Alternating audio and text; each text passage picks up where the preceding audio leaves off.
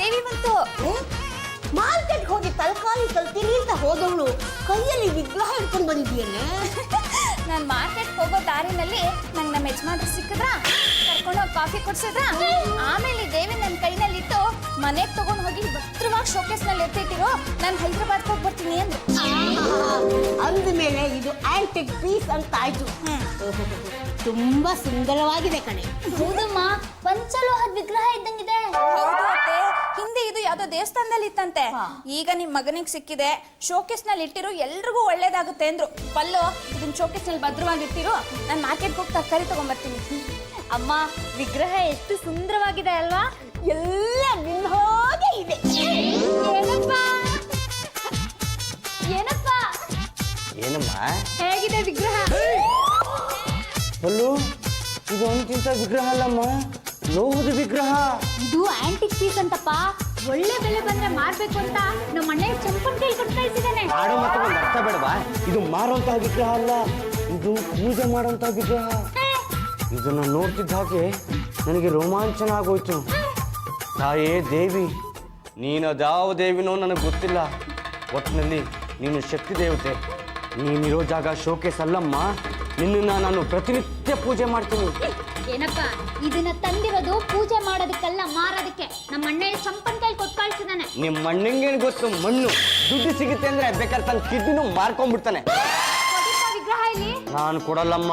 ಕೊಡ್ಲಿಲ್ಲ ಅಂದ್ರೆ ನನಗೆ ಕೋಪ ಬರುತ್ತೆ. ನಾನು ಪೂಜೆ ಮಾಡಿಲ್ಲ ಅಂದ್ರೆ ದೇವಿಗೆ ಕೋಪ ಬರುತ್ತೆ. ಅಮ್ಮ, ನಾನು ನಿನ್ನ ದಿನ ಪೂಜೆ ಮಾಡ್ತೀನಿ. ದಿನ ಪೂಜೆ ಮಾಡಿದ್ರೆ ನನಗೊಂದು ಕೆಲಸ ಸಿಗುತ್ತೆ, ನಮಗೊಂದು ಮಗು ಆಗುತ್ತೆ. ಆಗ ಬೆಟ್ಟದ ಮೇಲೆ ಒಂದು ಮನೆ ಮಾಡಿ ಅಲ್ಲಿರೋ ಮರಕ್ಕೆ ಜೋಳಿಗೆ ಕಟ್ಟಿ ಅದರಲ್ಲಿ ನಮ್ಮ ಮಗುನ ಹಾಕಿತ್ತು.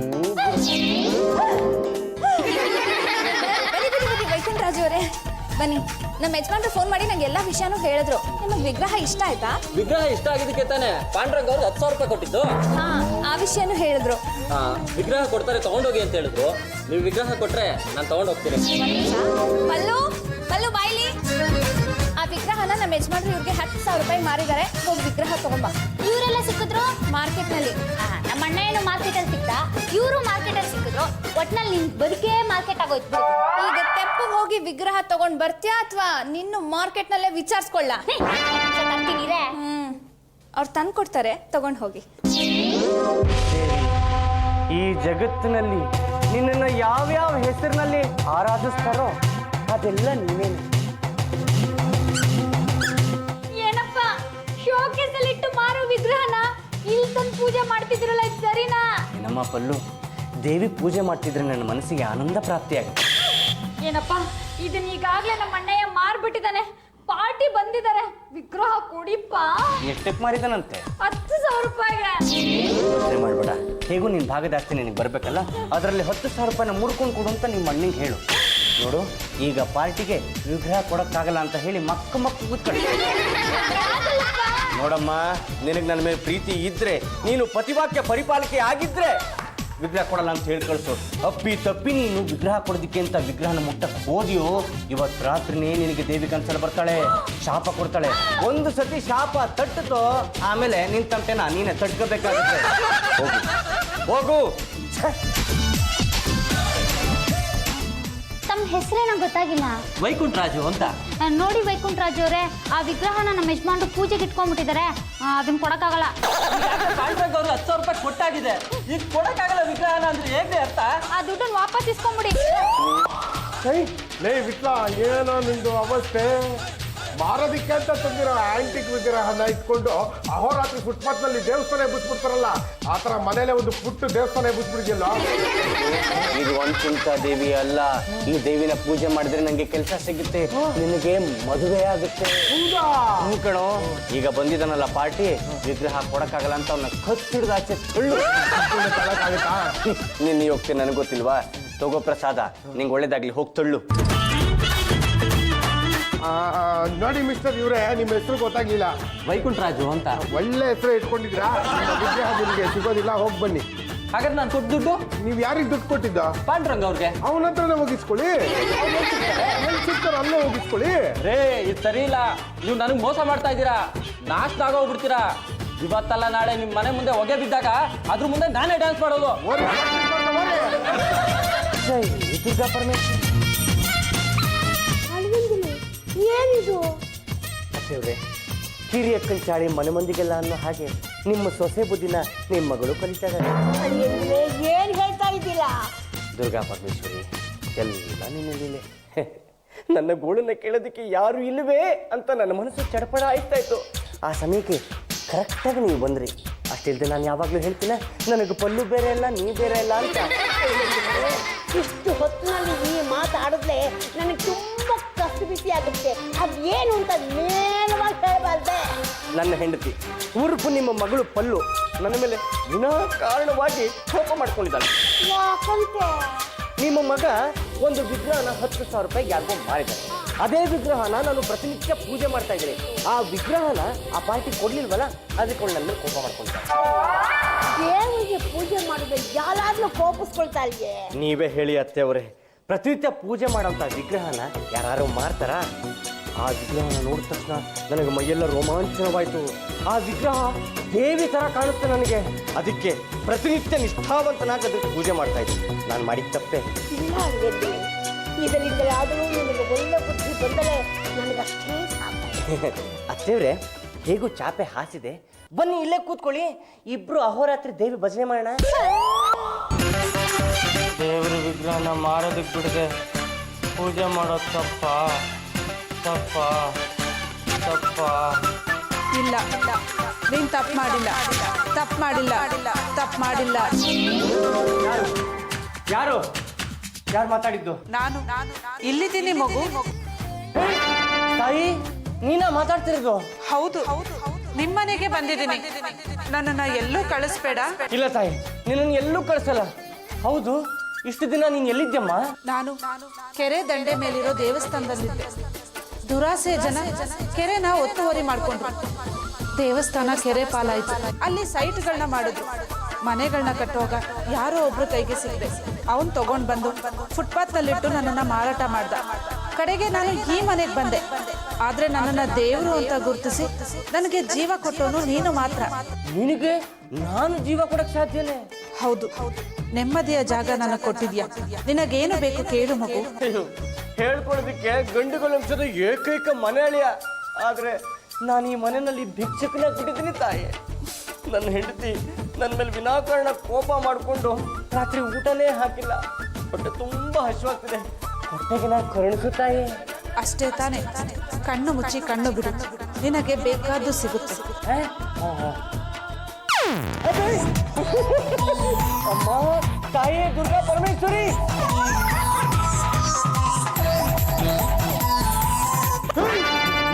ಬಿಟ್ಲ, ನೀನು ತಿಂತಾರೋ ಶಬ್ದ ರೂಮ್ವರೆಗೂ ಕೇಳಿಸ್ತಾ ಇದೆ ಕಣೋ. ಎಲ್ಲಿತ್ತೋ ಇಷ್ಟೊಂದು ಹಣ್ಣುಗಳು ಕದ್ಕೊಂಬಂದ್ಬಿಟ್ಟ. ಇದು ಕದ್ದಿದ್ದಲ್ಲ, ದೇವಿ ಕೊಟ್ಟಿದ್ದು. ಏನೋ ಹೇಳ್ತಾ ಇದ್ಯಾ? ನಾನು ಪೂಜೆ ಮಾಡ್ತೇನೆ ದೇವಿ, ಆ ದೇವಿ ನನಗೆ ಕಳಿಸಿದ್ದು ಕಣೋ. ನಿಜವಾಗ್ಲೂ? ನೋಡು, ಹೇಳುವುದಕ್ಕೂ ಕೇಳುವುದಕ್ಕೂ ಇದು ಸಮಯ ಅಲ್ಲ. ಇನ್ನು ಹಾಗಿದ್ರೆ ಕೂತ್ಕೊಂಡು ತಿನ್ನು, ಇಲ್ಲ ಕತ್ಕೊಟ್ಟು ಬಿದ್ಗೋ. ಇಲ್ಲಪ್ಪ, ತಿಂತೀನಿ. ಪದ್ದು, ಸಣ್ಣ ಪುಟ್ಟ ವಿಷಯಕ್ಕೆಲ್ಲ ಈ ಥರ ಮಾತು ಬಿಟ್ಬಿಟ್ರೆ ಸಂಸಾರ ನಡೆಸೋದು ಹೇಗೆ, ವಂಶ ಬೆಳೆಸೋದು ಹೇಗೆ? ಒಂದು ಕೆಲಸ ಮಾಡು, ನೀನು ಅಳಿಯಂದಿರಿಗೆ ಬುದ್ಧಿ ಹೇಳು, ನಾನು ಪಲ್ಲು ಬುದ್ಧಿ ಹೇಳಿ. ನೋ, ನಾನು ಈ ಮನೆ ಬಿಗ್ ಸೊಸೆ, ಹಾಗಾಗಿ ಪಲ್ಲುಗೆ ಬುದ್ಧಿನ ನಾನು ಹೇಳ್ತೀನಿ. ಅಯ್ಯೋ, ನನ್ನ ಮಗಳಮ್ಮ. ಇರಬಹುದು, ಆದ್ರೆ ಪಲ್ಲು ನಿಮ್ಮ ಮಾತಿಗಿಂತ ನನ್ನ ಮಾತಿಗೆ ಬೆಲೆ ಕೊಡೋದು ಜಾಸ್ತಿ. ಯಾಕಂದ್ರೆ ನನ್ನ ಮಾತಲ್ಲಿ ವೇಟ್ ಇರುತ್ತೆ, ಯುನೋ. ಇರುತ್ತೆ. ಅದೇನು ಬುದ್ಧಿ ಹೇಳ್ತೀವಿ ಹೇಳು, ನಾನು ಇಲ್ಲೇ ಕೂತ್ಕೊಂಡು ಕೇಳ್ತೀನಿ. ಮೈ ಗಾಡ್ ಅತ್ತೆ, ನೀವು ಇದೇ ತರ ಯಾವುದಕ್ಕೂ ರಿಯಾಕ್ಟ್ ಮಾಡದೆ ಸೈಲೆಂಟ್ ಆಗಿ ಇದ್ಬಿಟ್ರೆ ಈ ಮನೇಲಿ ಯಾರಿಗೂ ಯಾವ ಪ್ರಾಬ್ಲಮೂ ಆಗಲ್ಲ. Thank you very much. Pallu dear, come here. ಏನಕ್ಕೆ? Pallu, cool cool. ನೀನೇನೋ ವಿಟ್ಲನ್ ಜೊತೆ ಮಾತಾಡ್ತಿಲ್ವಂತೆ, ಈಗಲೇ ಹೋಗಿ ವಿಟ್ಲನ್ ಜೊತೆ ಟಾಕ್ ಮಾಡು. ಆಗಲ್ಲಕ್ಕೆ, ಅವರಿಂದಾಗಿ ನಮ್ಮ ಅಣ್ಣಯಿಂದ 10,000 ರೂಪಾಯಿ ಲುಕ್ಸಾನ್ ಆಗಿದೆ. ಅಂತದ್ರಲ್ಲಿ ಅವ್ರ ಜೊತೆ ನಾನು ಮಾತಾಡ್ಬೇಕಾ? ಅಂಥದ್ದು ಏನಾಯ್ತೆ? ನನ್ನ ಮಾತಿಗೆ ಮರ್ಯಾದೆ ಕೊಡದೆ ಇರೋಂತ ಆ ಅಯ್ಯುಗ್ಗಿನ ಜೊತೆ ನಾನು ಮಾತಾಡ್ಬೇಕಾ? ಪದ್ದು, ನನ್ನ ಸೊಸೆ ನನ್ನ ಮಗಳಿಗೆ ಬುದ್ಧಿ ಹೇಳಿದ್ಲು, ಇಲ್ಲ ಮಗಳು ಸೊಸೆ ಬುದ್ಧಿ ಹೇಳಿದ್ಲು? ಕರೆಕ್ಟ್ ರಂಗತ್ತೆ, ನಮಗೆ ಯಾಕೆ ಕಂಡವ್ರ ವಿಚಾರ, ನಮ್ಮ ಪಾಡಿನ ಬಿಸ್ಕೆಟ್ ಇರೋಣ. ಚಿಯರ್ಸ್. ಪಲ್ಲು ನನ್ನ ಮಾತು ಕೇಳಿಲ್ಲ ಅಂದ್ರೆ ಏನಂತೆ? ವಿಟ್ಲ ನನ್ನ ಮಾತು ಕೇಳ್ತಾನೆ. ಈ ಕೇಳೋದನ್ನ ನಾನು ನೋಡಿದ್ನಲ್ಲ. ನೋಡ್ತಾರೆ, ವಿಟ್ಲಿಗೆ 200 ರೂಪಾಯಿ ಬಿಸಾಕಿದ್ರೆ ನನ್ನ ಮಾತನ್ನ ಕೇಳ್ತಾನೆ. Vitla, Vitla come here. ಸ್ವಲ್ಪ ದೂರ ನಿಂತ್ಕೊಂಡು ಮಾತಾಡಿಮ್ಮ, ನಾನು ಮಡಿಲಿದ್ದೀನಿ. ಬೇಗ ಹೇಳಿ, ನಾನು ದೇವಿ ಪೂಜೆ ಮಾಡಕ್ ಹೋಗ್ಬೇಕು. ವಿಟ್ಲ, ಇಲ್ಲಿದೆಯಲ್ಲ ವಿಗ್ರಹ, ಅದನ್ನ ಪಾರ್ಟಿ ಕೊಡ್ಬೇಕಲ್ವಾ, ಅವ್ರಿಗೆ ಕೊಟ್ಬಿಡು. ನಾನು ನಿಂಗೆ ಹೊಸ ವಿಗ್ರಹನ ತರಿಸ್ಕೊಡ್ತೀನಿ. ಆಡೋ ಮಾತೊಂದು ಅರ್ಥ ಬೇಡವಾ? ಆ ವಿಗ್ರಹನ ನೋಡಿದಾಗಿಂದ ನನ್ನ ಮೈಯಲ್ಲಿ ರೋಮಾಂಚನವಾಗಿದೆ. ಆ ವಿಗ್ರಹನ ಆರಾಧಿಸಬೇಕು ಅನಿಸ್ತಿದೆ. ಹಾಗಾಗಿ ನನಗೆ ಕೆಲಸ ಸಿಗೋವರೆಗೂ ನಾ ಆ ವಿಗ್ರಹನ ಯಾರಿಗೂ ಕೊಡೋದಿಲ್ಲ. ವಿಟ್ಲ, ಇದೇ ಕಾರಣಕ್ಕೆ ಪಲ್ಲು ನಿನ್ ಜೊತೆ ಮಾತು ಬಿಟ್ಟಿದ್ದಾಳೆ ಗೊತ್ತಾ? ಬರೀ ಮಾತಾನೆ ಬಿಟ್ಟಿರೋದು, ಸಂಬಂಧ ಬಿಟ್ಟಿಲ್ವಲ್ಲ. ನನ್ನ ಬೆಲೆ ಏನು ಅಂತ ಗೊತ್ತಾದ್ಮೇಲೆ ತಾನೇ ಬಂದು ನನ್ನ ಕಾಲಿಗೆ ಬೀಳ್ತಾಳೆ. ವಿಟ್ಲ, ನಾನು ನಿಂಗೆ 200 rupees ಕೊಡ್ತೀನಿ ಕಣೋ. ನೀವು 200 ರೂಪಾಯಿ ಅಲ್ಲ, ಲಕ್ಷ ರೂಪಾಯಿ ಟೇಬಲ್ ಮೇಲೆ ಇಟ್ಟು ನಾನು ಆ ವಿಗ್ರಹನ ಯಾರಿಗೂ ಕೊಡಲ್ಲ. ದೇವಿ, ನಿನ್ನ ಮನೇಲಿ ಉಳಿಸ್ಕೊಂಡಿದ್ದಕ್ಕೆ ನನಗೆ ಎಂಥ ಪರಿಸ್ಥಿತಿ ಬಂದಿದೆ ನೋಡಿದ್ಯಾ? ನನ್ನ ಹೆಂಡತಿ ಪಲ್ಲುಗೆ ನನ್ನ ಮುಖ ಕಂಡ್ರೆ ಆಗಲ್ಲ, ನನ್ನ ಮೇಲೆ ಕೋಪ ಮಾಡ್ಕೊಂಡಿದ್ದಾಳೆ. ಅಯ್ಯೋ, ನನ್ನ ಪ್ರೀತಿ ಮಾಡುವಂತ ಹೆಂಡತಿ ನನಗಿಲ್ವೇ? ನಿನ್ಗೆ ಒಳ್ಳೆ ಹೆಂಡತಿ ಬೇಕಾ? ಹೌದು, ಒಳ್ಳೆ ಹೆಂಡತಿ ಆಗಿರ್ಬೇಕು, ಅವಳು ನೋಡೋದಕ್ಕೆ ಸುಂದರವಾಗಿರ್ಬೇಕು, ನನ್ನ ಮಾತನ್ನ ಕೇಳುವಂತ ಹೆಂಡತಿ ಆಗಿರ್ಬೇಕು. ತಥಾಸ್ತು. ಯಾರು ನೀನು? ನನ್ನ ಹೆಸರು ಶಶಿಕಲಾ ಅಂತ. ನಾನು ರಾಜ್ಕುಮಾರಿ. ರಾಜ್ಕುಮಾರಿನ? ಹೌದು, ನನ್ನನ್ನ ದೇವಿ ಕಳ್ಸಿಕೊಟ್ಲು. ಇನ್ಮೇಲೆ ನಿನ್ನ ಹೆಂಡತಿಯಾಗಿ ಸೇವೆ ಮಾಡ್ಕೊಂಡು ನಾನು ಇಲ್ಲೇ ಇರ್ತೀನಿ. ದೇವಿ, ಏನಿದು ನನ್ನ ಗತಿ ಹೀಗಾಗೋಯ್ತು? ಪತಿರಾಯ, ನಾನು ಇಲ್ಲೇ ಇದ್ದೀನಿ. ಏನ್ ರಾಜ್ಕುಮಾರಿ, ನೀನ್ ನನ್ ಬಿಟ್ಟು ಎಲ್ಲ ಹೊಟ್ಟೋಗಿದ್ದೆ? ಹೊಟ್ಟೆ ಹಸಿವಿನಿಂದ ಸಾಯ್ತಾ ಇದ್ದೀನಿ ಗೊತ್ತಾ? ಹೌದಾ? 1 ನಿಮಿಷ ಇರು. ಸದ್ಯಕ್ಕೆ ಈ ಹಾಲನ್ನು ಕುಡಿದು. ಹೇಗಿದೆ? ಇದು ಹಾಲಲ್ಲ, ಅಮೃತ. ಸ್ವರ್ಗದಿಂದ ನನಗಾಗಿ ಕೊಟ್ಟಿರುವಂತಹ ಕಾಮಧೇನುವಿನ ಅಮೃತ ಇದಾಗಿದೆ. ನಿನಗೆ ಬೇರೆ ಏನೇ ಬೇಕಿದ್ರು ನನ್ನನ್ನೇ ಕೇಳು ಪತಿರಾಯ. ಪಲ್ಲು, ಯಾರೇ ಇದು? ನಂಗೇನೆ ಗೊತ್ತು, ನಾನು ಈಗಲೇ ನೋಡ್ತಾ ಇರೋದು. ಮೋಸ್ಟ್ಲಿ ವಿಟ್ಲನ್ ಫ್ರೆಂಡ್ ಇರಬೇಕು. ಸುಮ್ಮನೆ ರೀ, ಆಡೋ ಮಾತಿಗೆ ಒಂದು ಅರ್ಥ ಬೇಡವಾ? ಆ ಅಯೋಗ್ಯಂಗೆ ಇಂಥ ಫ್ರೆಂಡಾ? ಸ್ವಲ್ಪ ಸುಮ್ಮನೆ ಏನಾಗುತ್ತೆ ನೋಡೋಣ. ಹೇಗಿದೆ ಹಣ್ಣು? ಹಣ್ಣು ಅದ್ಭುತವಾಗಿದೆ. ನಿನ್ನನ್ನು ಪೂಜೆ ಮಾಡಿದ ನಾನೇ ಧನ್ಯ, ನನಗೆ ಇಂಥ ಹೆಂಡತಿ ಸಿಕ್ಕಿದ್ಲು. ಅದು ಮಡಿ ಬಟ್ಟೆನಲ್ಲಿ ಮೂತಿ ಒರೆಸ್ಕೋಬಾರ್ದು, ಕಟ್ಟಿ ಬಲ್ಲ ನನ್ನ ಗರ್ಜೆಗಲ್ಯ. ಪತಿರಾಯ, ನಿಮ್ಮ ಪಾಡಿಗೆ ನೀವು ಹಣ್ಣನ್ನ ತಿನ್ನಿ, ಖರ್ಚೀಫ್ನ ನಾನು ತಂದ್ಕೊಡ್ತೀನಿ. ಯಾರೇ ನೀನು? ನಾನು ವಿಠಲ್ ಮೂರ್ತಿ ಹೆಂಡತಿ. ಅನುಮಾನ ಬಂದಿತ್ತು, ಈಗ ಕನ್ಫರ್ಮ್ ಆಯ್ತು. ಯಾವಾಗ ಹೆಂಡತಿ ಆದೆ? ಪಲ್ಲು ಹೀಗೆಲ್ಲ ಕೇಳಿದ್ರೆ ಹೇಳ್ತಾಳೇನಮ್ಮ? ಏನಮ್ಮ, ನಾನು ಕೇಳ್ತಾ ಇದ್ದೀನಿ, ನೀನು ಯಾರಮ್ಮ? ನನ್ನ ಹೆಸರು ಶಶಿಕಲಾ ಅಂತ. ನಾನು ರಾಜ್ಕುಮಾರಿ, ವಿಠಲ್ ಮೂರ್ತಿ ಹೆಂಡತಿ. ನಿನ್ನ ನೋಡಿ ತುಂಬಾ ಸಂತೋಷ ಆಯ್ತಮ್ಮ. ಅಪ್ಪ, ಆದ್ರೆ ನಾನು ಅವ್ರ ಹೆಂಡತಿ. ನಿಂದು ಹಳೆ ಸಂಬಂಧ, ನಂದು ಹೊಸ ಸಂಬಂಧ. ದಾರಿ ಬಿಡು. ಕೊಡೆ ಕರ್ಚಿಫ್ನ. ಇಸ್ತ್ರಿ ಮಾಡಿದ್ ನಾನೇ ಕೊಡ್ತೀನಿ. ಬೇಕಾಗಿಲ್ಲ, ನನ್ ಕೈಲಕ್ ಕೊಡು. ನನ್ ದಾರಿಗೆ ಅಡ್ಡ ಬಂದ್ರೆ ನಾನು ಸುಮ್ಮನೆ ಇರಲ್ಲ. ಏನೇ ಮಾಡ್ತೀಯಾ? ಏನ್ ಮಾಡ್ತೀನಾ? ಇಷ್ಟೊಂದು ಪವರ್ಫುಲ್ ಅಂತ ನನಗೆ ಗೊತ್ತೇ ಇರಲಿಲ್ಲ. ಅದ್ಯಾವುದೋ ರಾಜ್ಕುಮಾರಿ ಅಂತೆ, ಅವಳು ಎಲ್ಲಿಂದ ಬಂದ್ಲು ಗೊತ್ತೇ ಆಗ್ತಿಲ್ಲ. ರಾಜ್ಕುಮಾರಿ ಅಂತ ಹೇಳ್ಕೊಂಡ್ ಬಂದವ್ರಿಗೆಲ್ಲ ಮಾಡಿ ಮಾಡಿ ಕುಕ್ಕರ್ ಬಡಿಯಕ್ಕೆ ನನ್ನ ಕೈಲಾಗಲ್ಲ. ನಾನು ಈ ಮನೆ ಮಗಳು ಹೇಳ್ತಾ ಇದ್ದೀನಿ, ಇಬ್ರು ಉಪವಾಸ ಕೆಡವೆ. ಅಮ್ಮ, ಅವಳನ್ನ ಈ ಮನೆಯಿಂದ ಆಚೆ ಹಾಕೋ. ನಾವು ಅವಳನ್ನ ಆಚೆ ಓಡಿಸ್ತೀವೋ ಇಲ್ಲ ಅವಳೇ ನಮ್ಮನ್ನ ಆಚೆ ಓಡಿಸ್ತಾಳೋ ಆ ಗಂಡುಗಲೇಶ್ವರನಿಗೆ ಗೊತ್ತು. ನಾವೇನೋ ಗಡದ್ದಾಗಿ ಊಟ ಮಾಡಿದ್ದೀವಿ, ಪಾಪ ನಮ್ಮ ಮನೆಯಿಂದಲೂ ಹಸ್ಕೊಂಡಿದ್ದಾಳಲ್ಲ. ಸಾಕ್ ಸುಮ್ನಿರಮ್ಮ. ಅಳಿಯ ಅಂತ ಅಳಿಯ ಮನೆ ತೊಳಿಯ ಅಂತಾರೆ. ನಿನ್ನ ಅಳಿಯ ಅದ್ಯಾವಳನ್ನ ಕರ್ಕೊಂಡ್ಬಂದು ನಿನ್ ಬಾಳನ್ನೇ ತೊಳೆದ್ಬಿಟ್ರು. ರಾಜ್ಕುಮಾರಿ ನಮ್ಮ ಮನೆಯಿಂದ ಹೊರಗೆ ಹಾಕೋವರೆಗೂ ಅಳಿಯಂದ್ರಿಗೆ ಏನು ಕೊಡ್ಬೇಡ ಅಂತ ನಿಮ್ ಮಗಳೇ ರೂಲ್ಸ್ ಮಾಡಿದಾಳೆ. ಪಾಪ ಬಿಟ್ಲ, ನನ್ನ ಹತ್ರ ಪಾಕೆಟ್ ಮನಿ ಕೇಳಕ್ಕೂ ಬಂದಿಲ್ಲ. ಅಳಿಯಂದಲೂ ಹೀಗೆ ಹಸ್ಕೊಂಡು ಒಂದಿನ ಗೊಟಕ್ಕಂದು ಬಿಟ್ಲೆ, ಅಯ್ಯೋ ಅದು ನಮ್ಮ ತಲೆಗೆ ಬರುತ್ತಲ್ಲ. ಅನ್ಕೊಂಡಿದ್ದೀರಾ ನೀವು ಅಷ್ಟೇ? ಅವನು ಗಾಡದ್ದಾಗೆ ತಿಂತಿದ್ದಾನೆ. ಹೌದಾ? ಬನ್ನಿ ತೋರಿಸ್ತೀನಿ.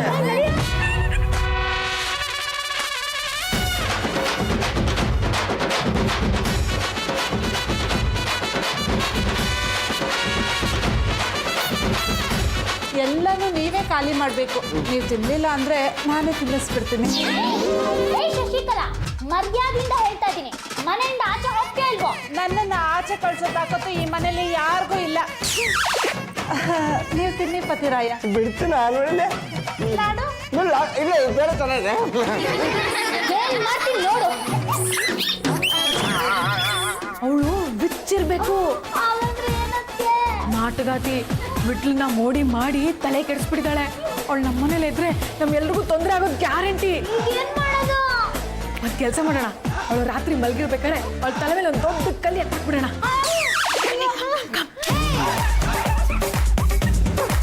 ಅಯ್ಯೋ ದೇವಿ, ಮನೆಯವರೆಲ್ಲ ಶಶಿಕಲನ್ನ ದ್ವೇಷಿಸ್ತಾ ಇದ್ದಾರೆ.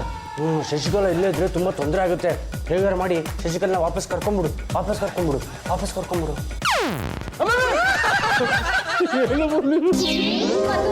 ಆ ನನ್ನ ಸೌತಿ ಎಲ್ಲಿ ಹಾಳಾಗಿ ಹೋಗಿದ್ದಾಳೆ ಅಂತ ಹೋಗಿ ನಿನ್ ಫ್ರೆಂಡ್ ಕೇಳು. ನೀನು ಆ ಮಾತು ಕೇಳ್ಬೋದಲ್ಲ. ಅವ್ರು ಯಾವಾಗ ವಿಗ್ರಹನ ವಾಪಸ್ ಕೊಡಲ್ಲ ಅಂದ್ರೋ ಅವತ್ತಿಂದನೇ ಅವ್ರ ಜೊತೆ ಮಾತು ಬಿಟ್ಬಿಟ್ಟಿದೀನಿ. ಈಗೇನು ನೀನೇ ಹೋಗಿ ಕೇಳ್ತೀಯೋ ಅಥವಾ ಎಗ್ರ ತಲೆ ಮೇಲೆ ಎಡ್ಬಿಡ್ಲ? ಹೈಟ್ ಎಗರ್ಬೇಕಾಗುತ್ತೆ. ಇರು ಹೋಗಿ ಕೇಳ್ಕೊಂಡ್ಬರ್ತೀನಿ. ವಿಠಲ್ ಮೂರ್ತಿ ಎಮ್ಮೆ ಅವರೇ, ನಿಮ್ಮ ದುಶ್ಮನ್ ಹೆಂಡತಿ ಕೇಳ್ತಿದ್ದಾರೆ ಶಶಿಕಲಾ ಅವ್ರು ಎಲ್ಲಿ ಅಂತ. ಸ್ವಲ್ಪ ದೂರ ನಿಲ್ಕೊಂಡು ಮಾತಾಡ, ಇನ್ನೂ ಮಡಿಲೇ ಇದ್ದೀನಿ. ಅವಳು ಬಂದ್ಲು, ಇದ್ಲು, ಹೋದ್ಲು. ಎಲ್ಲಿ ಹೋದ್ಲು ಅಂತ ನಾನು ಹೇಗೋ ಹೇಳಿ. ದುರ್ಗಾ ಪರಮೇಶ್ವರಿ ತಾಯಿ ಜಗನ್ಮಾತೃಗೆ ನೀನೇ ನೋಡಪ್ಪ. ಅವಳು ಬಂದ್ಲು, ಇದ್ಲು, ಹೋದ್ಲು, ಎಲ್ಲೋಗಿದ್ದಾಳೆ ನಂಗೂ ಗೊತ್ತಿಲ್ಲ ಅಂದ. ವಿಟ್ಲ ಯಾವುದೋ ಗೇಮ್ ಆಡ್ತಾ ಇದ್ದಾನೆ. ಬನ್ನಿ ವಾಚ್ ಮಾಡೋಣ.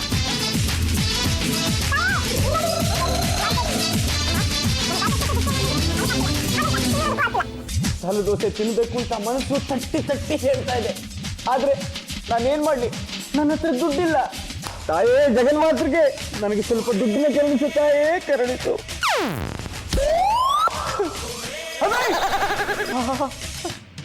ತಾಯೇ ಜಗನ್ಮಾತೃಗೆ, ನಿನ್ನಂತ ಕರುಣಾಮಯಿನ ನಾನು ಜಗತ್ತಲ್ಲೇ ನೋಡಿಲ್ಲಮ್ಮ.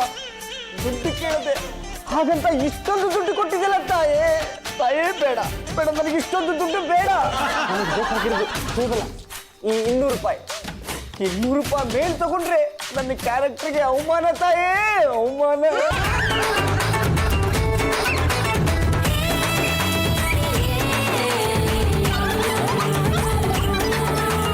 ತಾಯೇ ನನಗೆ ಬೇಕಾಗಿರೋದು ಕೇವಲ 200 ರೂಪಾಯಿ. ಇನ್ನು ಮಿಕ್ಕಿದ ದುಡ್ಡನ್ನ ವಾಪಸ್ ತಗೊಂಡ್ಬಿಡು ತಾಯೇ, ವಾಪಸ್ ತಗೊಂಡ್ಬಿಡು. ತಾಯೇ ನನ್ನ ಹೆಂಡತಿಗೆ ನನ್ನ ಕಂಡ್ರಾಗಲ್ಲ. ಮುಂಚೆ ಡೈರೆಕ್ಟ್ ಆಗಿ ಮಾತಾಡ್ತಿದ್ಲು, ಈಗ ಬರೀ ಇಂಡೈರೆಕ್ಟ್ ಆಗೇ ಮಾತಾಡ್ತಾಳೆ. ಅವಳ ಮನಸ್ಸನ್ನ ಹೇಗೆ ಒಲಿಸ್ಕೊಳ್ಳೋದು ತಾಯೇ, ಹೇಗೆ ಒಲಿಸ್ಕೊಳ್ಳೋದು? ನೀನು ನಿನ್ನ ಹೆಂಡತಿ ಮುಖ ನೋಡಿದ ತಕ್ಷಣ ಜಂಬಲಕಡಿ ಬೊಮ್ಮ ಅವಳಿಗೆ ನಿನ್ನ ಬಗ್ಗೆ ಪ್ರೀತಿ ಹುಟ್ಟುತ್ತದೆ. 10 ನಿಮಿಷಗಳ ಕಾಲ ಅವಳು ನಿನ್ನೊಟ್ಟಿಗೆ ಪ್ರೀತಿಯಿಂದ ಮಾತನಾಡುತ್ತಾಳೆ. ಆಮೇಲೆ ಮೊದಲಿನ ತರನೇ ಆಗುತ್ತಾಳೆ. ಅಷ್ಟರಲ್ಲಿ ಅವಳನ್ನು ಒಲಿಸಿಕೊ. ಹಾಗೆ ಮಾಡ್ತೀನಿ. ಕೈಯಲ್ಲಿದ್ದ ಮನಿ ಇದ್ದಕ್ಕಿದ್ದಾಗೆ ಮಾಯ ಆಗ್ಬಿಡ್ತು ಅಂದ್ರೆ ವಿಟ್ಲ ಯಾವುದೋ ಬ್ಲ್ಯಾಕ್ ಮ್ಯಾಜಿಕ್ ಕಲ್ತಿದ್ದಾನೆ ಇರ್ಬೇಕಕ್ಕೆ, ಇಲ್ಲ ಅಂದ್ರೆ ಶಶಿಕಲಾ ಇದ್ದಕ್ಕಿದ್ದಂಗೆ ನಾಪತ್ತೆ ಆಗಕ್ ಸಾಧ್ಯನೇ ಇಲ್ಲ. ಪಲ್ಲು, ಡೂ ಒನ್ ಥಿಂಗ್. ನೀನು ವಿಟ್ಲನ ಹತ್ರ ನೈಸ್ ಆಗಿ ಟಾಕ್ ಮಾಡಿ ಯಾಕೆ ಹೀಗಾಯ್ತು ಅಂತ ಕೇಳು. ಆದ್ರೆ ನಾನು ಅವ್ರ ಹತ್ರ ಮಾತು ಬಿಟ್ಟಿದ್ದೀನಲ್ಲ. ಹೀಗೆ ಮಾಡ್ತಾ ಇದ್ರೆ ವಿಟ್ಲ ಒಂದಲ್ಲ ಒಂದಿನ ನಿನ್ನನ್ನು ಬಿಟ್ಬಿಡ್ತಾನೆ ಅಷ್ಟೇ. ಸುಮ್ಮನೆ ಹೇಳಿದಷ್ಟು ಮಾಡೆ. ನಾವೆಲ್ಲ ಮರೆಯಲ್ಲಿ ನಿಂತ್ಕೊಂಡು ವಾಚ್ ಮಾಡ್ತಾ ಇರ್ತೀವಿ. ಪಲ್ಲು, ಬಿಡು ಬಿಡು ಕೋಪವ, ಕಲಹವು ಏತಕೆ, ಕಾದಿರುವೆ ಬಾ ಕೊಡುವೆ ಪ್ರಣಯದ ಕಾಣಿಕೆ.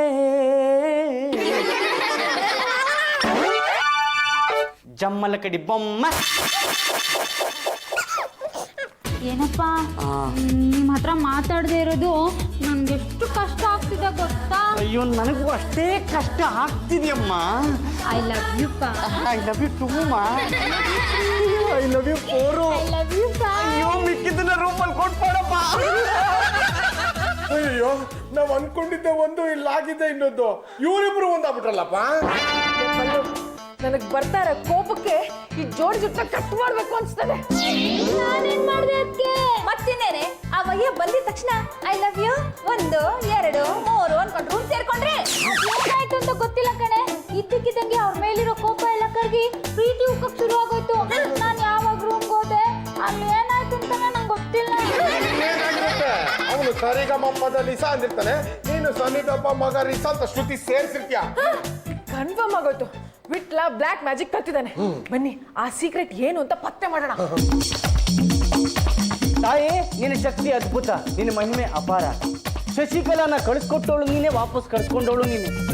ತಟ್ಟು ತುಂಬ ಹಣ ಕೊಟ್ಟವಳು ನೀನೆ, ವಾಪಸ್ ತಗೊಂಡವಳು ನೀನೆ. ನನ್ನ ಹೆಂಡತಿ ಮನಸ್ಸನ್ನ ಒಲಿಸ್ಕೋಬೇಕು ಅಂತ ಹೇಳಿದೆ, ಒಂದು ಅದ್ಭುತವಾದ ಮಂತ್ರ ಹೇಳ್ಕೊಟ್ಟವಳು ನೀನೆ. ಜಮ್ಮಲ ಗಡಿ ಬಮ್ಮ ಅಂತ ಹೇಳಿದೆ. ನನ್ನ ಹೆಂಡತಿ ನಂಗೆ ಒಂದು ಪ್ರತಿನಿತ್ಯ ನಿನ್ನ ಪೂಜೆ ಹೀಗೆ ಮಾಡ್ತಾ ಇರ್ತೀನಿ, ನನಗೆ ಒಳ್ಳೇದು ಮಾಡಮ್ಮ, ಒಳ್ಳೇದು ಮಾಡು. ಜಾಜಿಯವರೇ, ಇದು ಬ್ಲ್ಯಾಕ್ ಮ್ಯಾಜಿಕ್ ಅಲ್ಲ, ಎಲ್ಲ ವಿಗ್ರಹದ ಮಹಿಮೆ. ನಾನು ಆ ವಿಗ್ರಹಕ್ಕೆ ಪೂಜೆ ಮಾಡಿದ್ರೆ ನನಗೂ ಒಂದು ಸುಂದರವಾದ ಹುಡುಗಿ ಜೊತೆ ಮದುವೆ ಆಗ್ಬೋದು. ವಿಗ್ರಹ ಪೂಜೆ ಮಾಡಿದ್ರೆ ನಮ್ಮ ಯಜಮಾನ್ರೆ ನನಗೆ ಒಲಿಬೋದು. ನಾನೇನಾದ್ರೂ ಆ ವಿಗ್ರಹನ ಪೂಜೆ ಮಾಡಿದ್ರೆ ನಾನು ಕರ್ನಾಟಕದ ಮೊಟ್ಟ ಮೊದಲ ಮಹಿಳಾ ಮುಖ್ಯಮಂತ್ರಿ ಆಗ್ಬೋದು. ಇಲ್ಲ, ಆ ವಿಗ್ರಹ ನನಗ್ ಬೇಕು. ನನಗ್ ಬೇಕು, ನನಗ್ ಬೇಕು. ಈ ವಿಗ್ರಹ ನಾನು ಪೂಜೆ ಮಾಡ್ತೀನಿ, ಈ ವಿಗ್ರಹ ನನಗ್ ಬೇಕು. ಈ ವಿಗ್ರಹ ನಂದು, ನಾನು ಯಾರಿಗೂ ಕೊಡಲ್ಲ.